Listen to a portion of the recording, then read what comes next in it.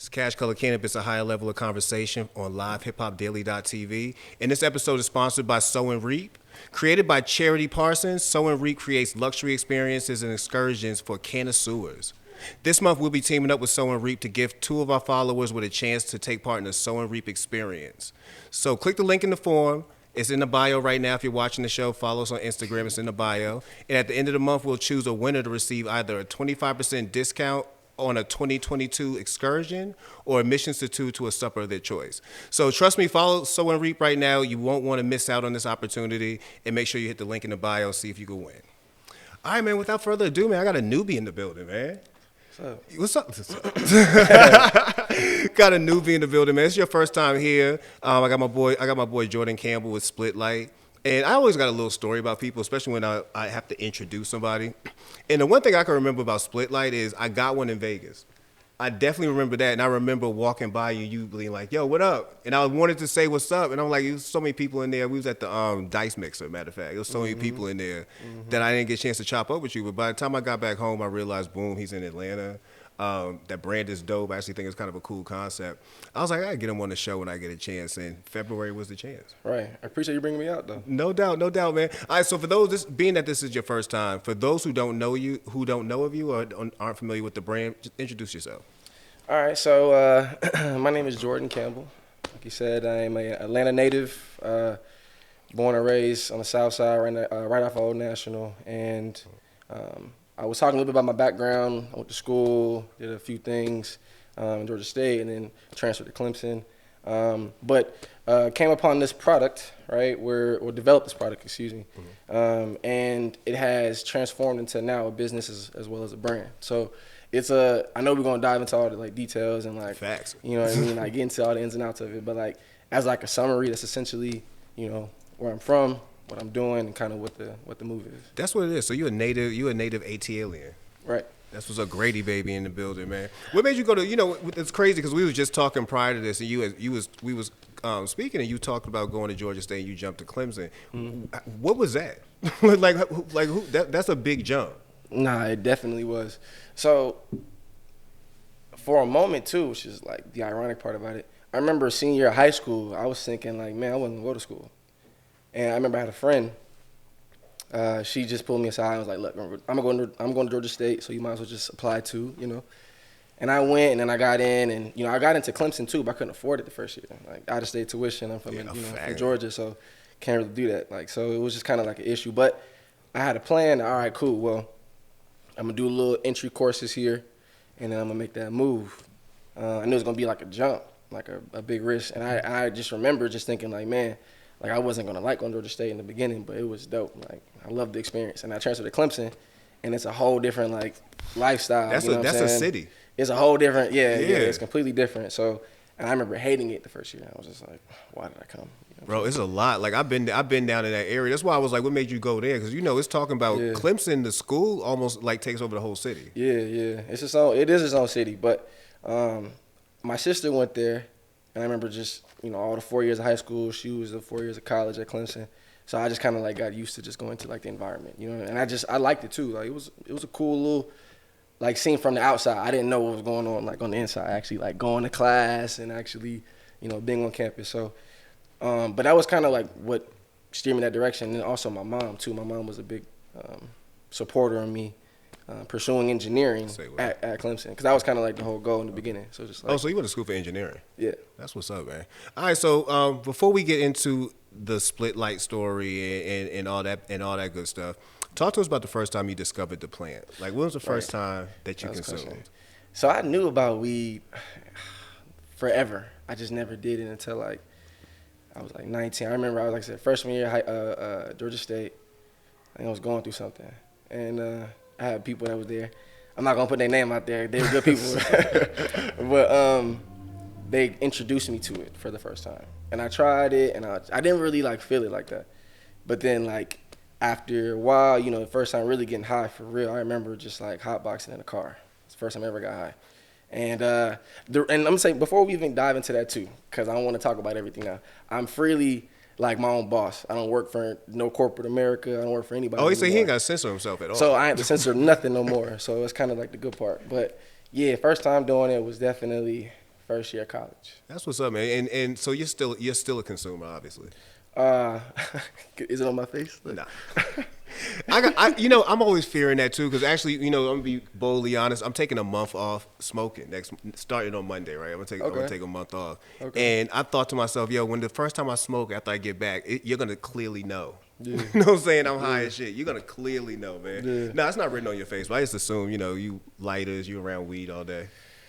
That's kind of the thing too. And my parents, they weren't really. They were like, "You gonna do what? You gonna be around what all day?" Just like, yeah. But there's a reason, I'm definitely seeing the other side of it. So, though I don't feel like I'll smoke forever, like kind of like you said, you finna take a little break. Yeah. I want to ask why you taking a break, but I feel like I'm reaching that point too where, like once I reach a certain milestone, I don't need this no more.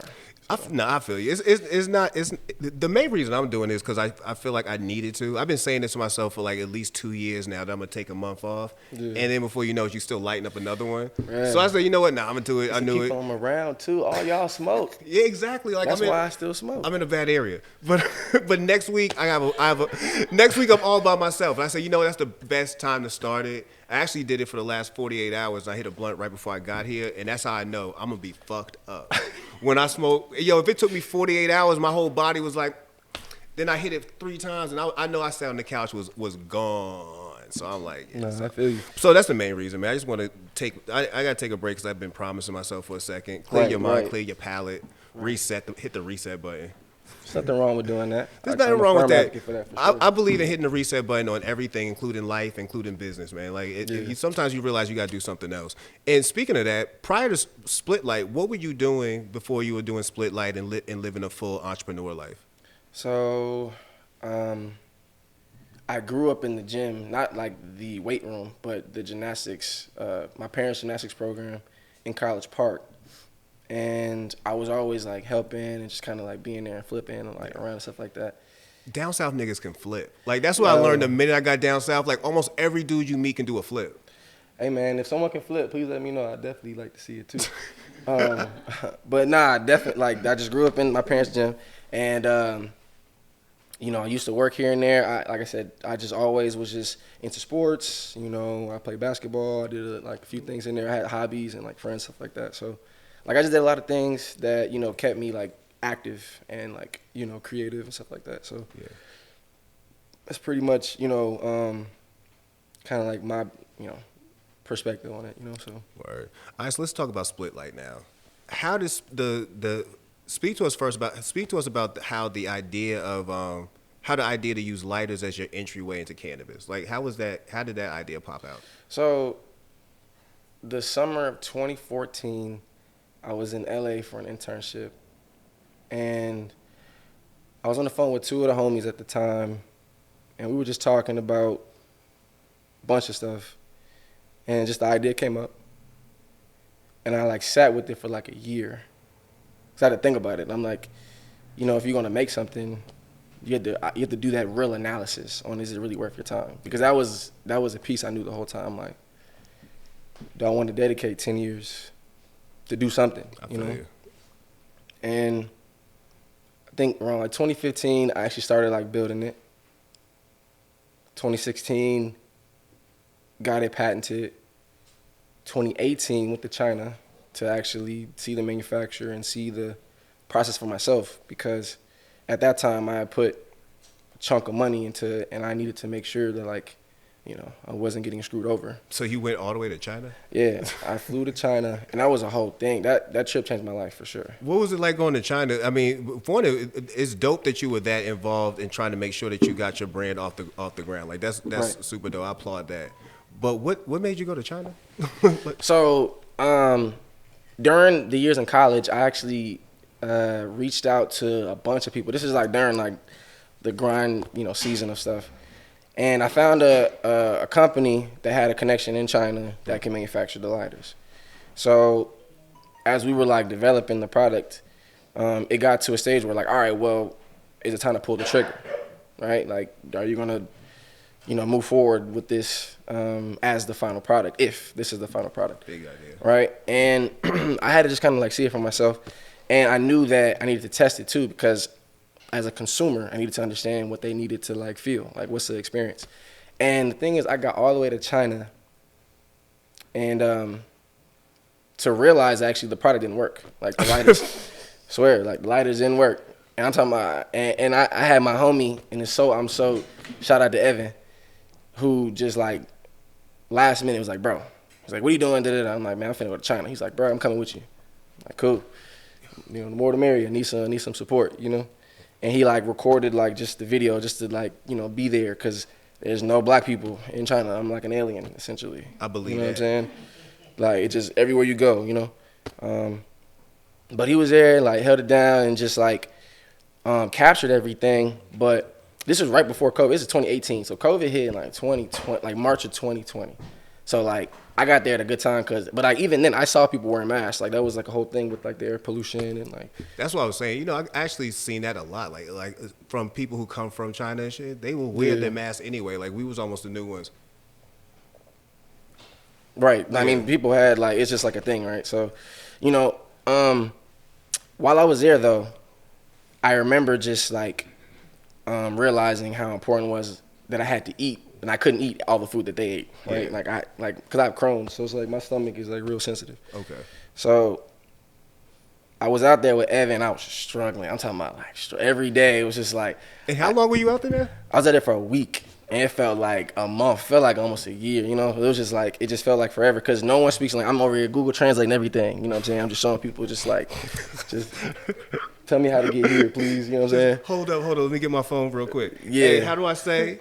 Nah, and I found like, can I find a Pizza Hut, you know what I'm saying? And I found a Pizza, like. I was about to say, you're going to find a Pizza Hut. The first time we found a Pizza Hut, it was just like finding gold, you know? Because like, there was no like regular, I guess, well, what I'm used to, you know, the food, right? So that was a whole piece. And then when I got there, I actually went to the manufacturer. I had to travel like on a train for like 4 hours, right? Like we got up first thing in the morning, like 8 in the morning, got on the train, got there, spent the whole day with them. And then at the very end, after I saw everything, right, I'm like, all right, let me see the product, you know?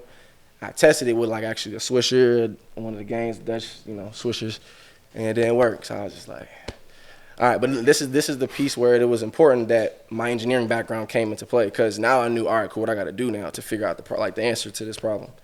So we pretty much just hit the you know, back to square one, hit the drawing board again.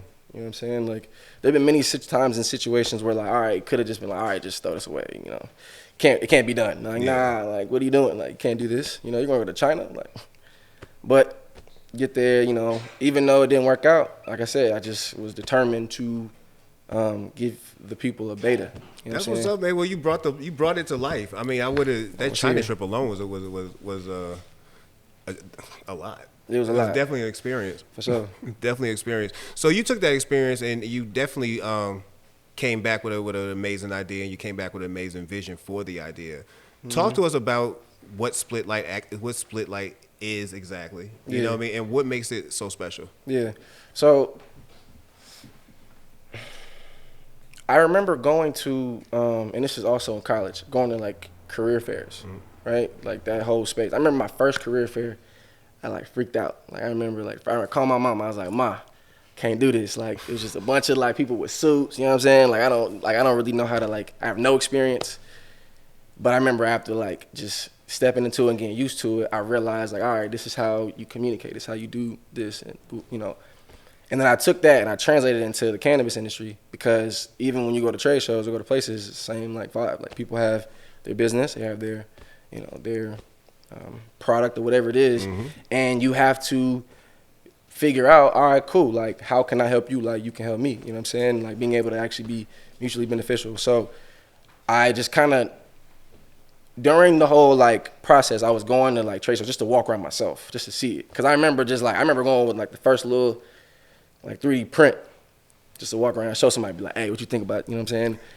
And I think that's a good idea too. I used to go to trade shows by myself too. You learn a lot real quick. Right, you know? Learned a lot. You know what I'm saying? You meet a lot of people too. Like the networking is just like, it's just major. You know what I'm saying? That's why we here on Live Hip Hop. You know what I'm saying? With Mecca on Cash, Color Cannabis. You know what I'm saying? Like it's just major. So, but I definitely use that, like my previous experiences, use it in this space, and then I figured out, all right, cool. I started seeing people who were giving away, for example, lighters as like marketing tokens, you know, for their own business. Yeah. And that's one of the things I was going to tell you about too, like just for like moving forward, right? Like I want to definitely focus on like the future. Like white label is like a big thing. You know what I'm saying? I mean, a lot of people who want to put their own brand on it, put their own, spin on it. My man had a big lighter over there with like all kind of different designs and all that. We're going to come out with our crazy designs too. So it's just, I saw like a little niche, but like the thing is nothing that really was set in stone until like I knew, you know what I mean? Like I knew that, all right, cool, I can make this. Can be made, it can be sold, and it can help other people too.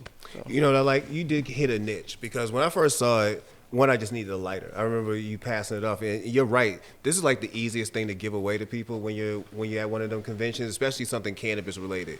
I always need a lighter.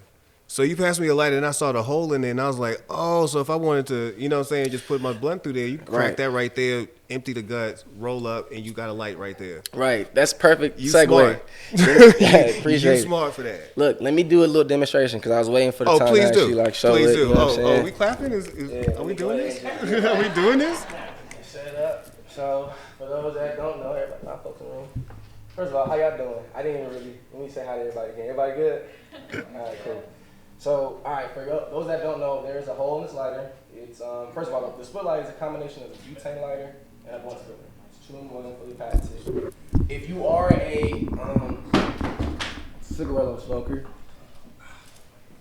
real quick though, do you have like something we can like dump some like guts or some ash in? Do we? If not, you know what I'm saying, I was gonna think about the tray, but I know you don't want to mess that up. Hey, she passed you an ashtray right there. Good luck.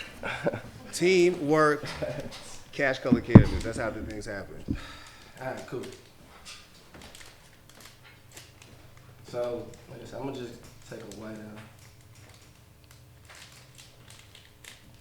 Can I actually roll up on this too? I don't mind. Yeah, I don't mind at all. So, are you a blunt person? That's a great question. So, from time to time, it depends on like convenience. Like I need one, you know what I'm saying? I'm using. So for most people, like when you grab a Swisher Sweet, White Owl, a Dutch or green, which are the primary core, you have two ends of the cigarette. You got the part where it's a little skinnier, and you have like the button. So I put the skinnier in. So depending on the angle, force, pull it in, pull it right out. It makes that clean, easy cut. So I just get a little baby twist, you know what I'm saying? And then you just dump the guts. Just like that. That's lit. Now the funny part is, the first time you did that for somebody, did they think you were a genius? Like, why did nobody else come up with this? Yo, so I mean, I've gotten a lot of great feedback from people, but the thing is, like for me, this is really where I'm at with it. Like I don't see myself. I never saw myself really making like, never saw myself like per se in the cannabis industry. I just knew I was gonna do something that was gonna be great. And what we're gonna do from this, what I plan to do is not only develop other products, other variety, other SKUs, other different lighters, other versions of this product. But I also want to teach it because I know a lot of people who come to me for like ideas for their own inventions. Yeah. But they don't know what to do. They don't know what steps to take. And then from my experience in school, like what taught me how to actually design a product, no matter what it is, that's the information. That's what I paid for. That's what I paid all them student loans and everything just to get there to learn that information because a lot of people don't, know how to do that. So. Bro, I like the idea. Like I said, I didn't even realize it until I had the light and I was about to light up and I was looking like, oh, you really could have used this to split up. I think that's a cool idea. But you're in a space that is definitely a crowded one. You people, like you said, people pass out lighters for promo materials. I've seen lighters that do a lot of shit. Mm-hmm. Do you ever think about, well, what are some of the challenges, one, that you face so far as you developing your brand, knowing that there's also this sea of other representation? Challenges. So like definitely like dealing with people in general is a challenge, right? But the beauty in it is like I heard this expression that say like fire fast, hire slow, because you realize that when you're building something, like you want somebody that's gonna be in your circle for like, even if it don't work out. Bro, it's 100% true. Even if like it hits the fan, like you're gonna still do something great, on the next run. So I think that's definitely been a challenge, and finding that right fit, which I believe now we have. I feel like now the team is definitely growing and getting established. But that was a challenge. Also, like financially, just a challenge. You know what I'm saying? But also like mentally, like I feel like for me, like the responsibility too. You know what I'm saying? Like to think about that. Bro, it's a lot of responsibility. When you're an entrepreneur, everything is on your shoulders at the end of the day. So it's one of the things where you got to remember that when you lose, everybody around you lose. Yeah, and I wasn't in like the space to lose. And because of the fact that now, like I am my own boss. You know, like I'm at a point where I eat what I kill. Yeah. So.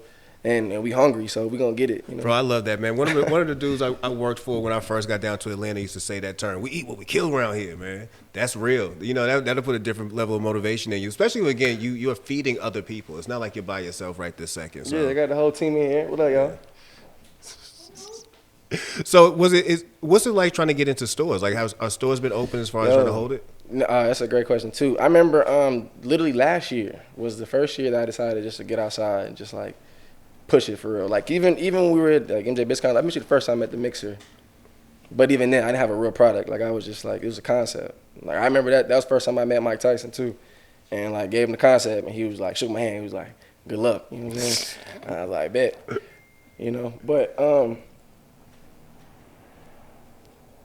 But it was definitely a cool experience doing that. And in 2021, I actually went to Denver for the first time, and I was just like, because I was talking about my buddy. I was kind of like, sometimes when like, just thinking about it a lot, I'm like, all right, well, what can I do next? And I was like, I'm just going to go to the city and just like push it. So I went out there with like 1,000 lighters and sold all of them in like 2 days.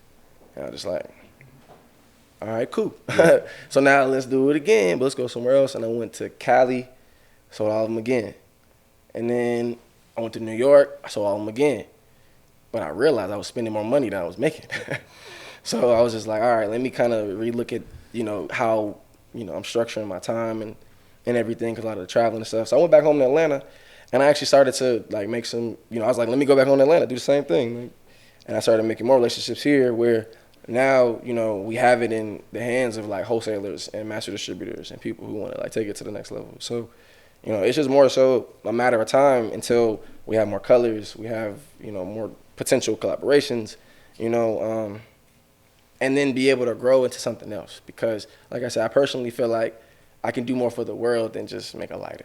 So, bro, I applaud your vision, man, because all this is hard to stick with. You're talking about something that's definitely needed in the space. Like, you're talking about ancillary businesses. Everybody need a lighter.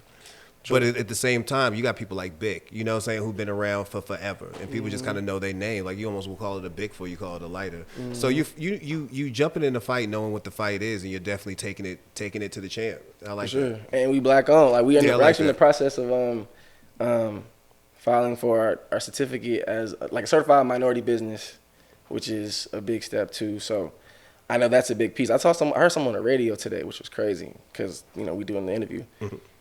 But it was like 1.3. It was something like 1.3 trillion dollars, Black American dollars that are spent. Like some crazy, like small number, like 2% of it is invested back into us. And I started thinking about that. I'm like, dang. You know what I mean? Like, all right, cool. Let's just, I feel like with what we're doing, we're going to be able to like not only provide opportunities, but to be able to collaborate with others so that we can put it back into someone else's pockets, Yeah. So isn't that a ridiculous number? When I first heard that, I was like, but that's a lot of people we have a lot of spenders. You know what I'm saying? Like when you said that number, I thought to myself, how many of them people sit in Linux all day? Yeah, for sure. Rather than put money somewhere, you know what I'm saying? For sure. Like, hey, buy a Splitlite if you're gonna spend that. Exactly. You know what I was thinking about Splitlite too? Raise the price, B. Fat Joe voice, man. Bruh, play raise that one more time. What did he say? He was like, raise the price. I'm It's loving not that you today's selling price. out, but man, make them $5 a piece and make it worth it, man. That's for sure. For sure. Definitely, you're getting the cachet now too, man. And really what you're selling people is a super dope lifestyle more than anything. You're giving them you're selling them you're solving a problem, like my wife would say. You're solving a problem with your lighter, man. It's not a typical lighter. Yeah. Put some respect on that lighter. 2-in-1, So, but I appreciate it, man. Like just talking about everything. Yeah, so yeah, again, I met you in Vegas at MJ Biz, which I had a great time. The dice mixer was amazing. Like whenever I've spoken about it since I've been on the show, it reminded me of a black college party. Like if you've ever been to an HBCU party, it reminded me of one of those. Like it was just lit. It was lit. It was lit. Bro, we was out there on the patio. He was with me, man. We was out there on the patio. It was dope. Redman was out there. Everybody smoking weed. It was just crazy. It was lit. But I remember, like I said, I remember bumping into you and actually getting one of the lighters at the time. What was your time like at MJ Biz? You know, I know that, again, that's a big monster of a conference, but it's really good. If you know how to use it right, you'll definitely walk away with some contacts. Like, what was your experience like? So the first time I went to MJ BizCon, I got a bunch of cards. I'm talking about like hundreds of cards from people that we could have worked with, people that were interested. But at the time, like I said, the setup, like I wasn't ready to move. Like at the time, we didn't have a product. So the second time we went, most recently, this past, was it October, right? Mm-hmm. Yeah, October, so weird. We had a booth. We got a booth in Las Vegas, and the response was just like insane, like to say the least. Like it just pretty much was. It really is banking on me making the decisions. Now get it out to people more so than like them wanting it. You know what I mean? So that's kind of really the piece, and to go along with it, like. It was a cool feeling seeing like the whole team of people there, like actually looking like when you have a setup or like when you do something where like people are gonna like watch or whatever, like that's a dope feeling to like, all right, like we did that. You know what I'm saying? That's what's up, man. So, bro, the thing I love most about MJ Biz is it's aspirational. Like when I walk in, I mean aspirational for me this way. When I walk on the conference floor, I'm like, there's a lot of money out here. Like, a lot of money, and it's different kind of money. Yeah, different kind. You're talking about millions kind of dollars to even put these displays on. Like, there's money out here. Like, never be discouraged. Somebody is spending this money. Right. Somebody spend money to walk in here. Right. Disposable income is available. Yeah. So sure. I definitely walk away inspired all the time. No, it was awesome. What's the next thing for Splitlite? So the next thing for the Splitlite is our new colorway. So plan to like speak more to women, and I kind of want to like spend some time talking to people too while we're here and just get their feedback on like what kind of colors you like, what kind of, you know what I'm saying, like what you feel. I mean, doing market research out here. Nah, for sure, and then people, they have this thing about the zodiac sign, so I'm like, I'm finna do a whole like zodiacs of lighters and all that. Bro, somewhere Smoke Diz is cussing us out. Smoke Diz is like, fuck that shit, man. But I feel you gonna do the horoscope joint? Yeah, and just switch it up, man. And then really just kind of like see what people want, because people want to buy their own lighter. Like I think it's a whole culture around it too. Bro, like, custom lighters is the next wave. Like we gonna see a Cash Color Canvas lighter and an Atlanta Biz lighter. Oh yeah. I'm glad you said that too. Yeah. So that's the next thing. I know you was talking about white labeling. That's the next thing. We got it right here. I got you. We're gonna do that for sure. Ooh. For sure. My man Mecca. Don't entertain me with a good time, man, because I'll take it. But I think the idea is dope. Like I say, I wouldn't have had you on here if I didn't think it was a dope idea. Again, I wish you much luck. There's gonna be a crazy world out there. It's a crazy market, but I feel like you got what it takes to make it move. You know what I'm saying? Look, you really could sell the product. Appreciate it, man. Thank you for having me. For sure, this is dope. Like the host said, y'all came like way past prepared, you know what I'm saying? Like y'all was ready. So I'm over thinking like, I gotta get a little video of myself. Nah, they got it. They got everything. So man, you gotta shout out Herb. Shout out to Herb and LivehiphopDaily.tv, man. He make it look sexy. For sure. Yeah, he definitely make it look dope. For sure. If somebody wanted to get in contact with y'all, actually wanted to buy a product, how can they do all that? Yeah, so you can find us right now on splitlite.co. That's light, Lite. Splitlite.co, or Instagram, Facebook, Twitter is @splitlite_. That's Splitlite, Lite. That's what's up, man. That's Jordan Campbell, founder of Splitlite. I appreciate you coming through. And that's Cash Color Campus, a high level of conversation. And this episode, again, is sponsored by So and Reed. We out.